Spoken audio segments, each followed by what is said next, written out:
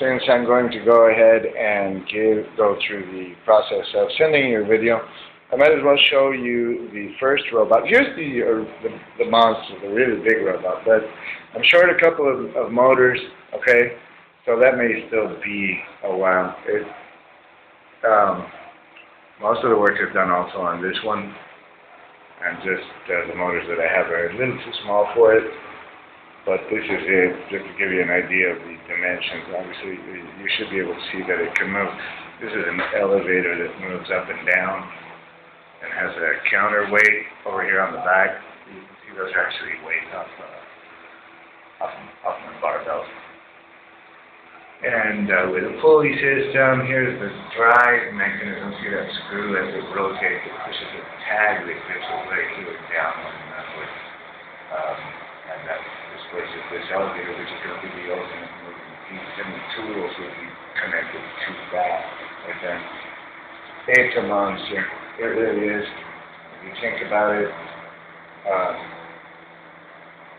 if I had it to do again, obviously I would do some things a little differently. But I'm going to go ahead and finish it for whatever it's worth and see how that works out. That will come later now. This right here is the robot, the actual functional robot that I have. And that's actually ready for the road. All the cables tied up in tubing so it doesn't look too bad. I mean, it's got a Rube Goldberg thing going there, but it's not so bad. Because I have to take it somewhere. It's portable. It actually has a luggage handle here from which it can be carried. Okay, I don't know if you can see that right there. And here's the one of the axes. This whole bird right here rotates left and right on this axis, which is driven. The pulley that comes around. This is a leather band, and it's driven by this shaft that moves forward, back, and forth on these rails. Here is the motor that turns that shaft, and as this shaft turns, it rotates the entire mechanism around, so this front thing swings over left and right. Okay, and here's the vertical climbing rail, which gives me about 5 inches of vertical movement, and then the horizontal one, which gives me about 6 inches of horizontal movement, 7 inches of horizontal movement right there. And here I have it connected to an engraving bit. This flap that you see right here at the back is what I use to hold the position on the meter, because it's a little hard to get it set so that when you're doing the rectangle, you've got it lined up. So once it's lined up, I just pop the media in and out, and this flap jack thing I can adjust in case it's a little off as the thickness of the media moves. So that's it. It's got a kind of cool looking housing in the back that I built for the power supply and the circuits. I don't know if it's possible to see that. Quite a bit of work, a lot more than it should have been, I guess.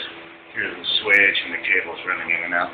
So it looks pretty cool. I mean, it looks amateur, but it's not too bad, and it works. I'm probably not going to rig it up to run it right now because it moves so slowly that you're not even going to be able to appreciate the difference. But I can show you a couple of things that I've sort of carved with it. I haven't had really any inspiration. I don't know if it's possible to see that. Yeah, here we go. See, here's an example of a barcode. I don't know if you can. It's too thin. Anyway, that's just a couple of the things I've done with it. And here's a pan of. Right here is a pan of brass plate. It was kind of expensive. Not too much. And it's 0.2 millimeters thick, and that's what I'm going to use to make the gobos, which I'm cutting tools I have around here. Here's a general view of my workshop, which looks pretty good. I built this organizing table. I've got to put these tougher things away so it looks better. It's got lighting, like I have backlighting here on my, give me a second, on my small bit storage, where I have everything pretty well organized, and that saves me a lot of time. Definitely worth the effort, but you see it once I switch the light on, I can actually see in there. I see the little items so that I don't have to put labels on. It's all pretty cool. I have more tub storage up here at the top, plenty of use of the walls for cables and whatnot, robot over there in the corner, and even this PCV tube that's bolted to the wall where I store all the very long angles and stuff of steel that I've acquired from process. So, all in all, it's pretty cool.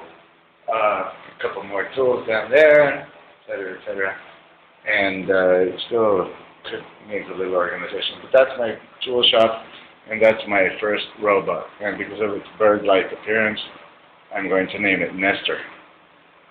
Anyway, that's it.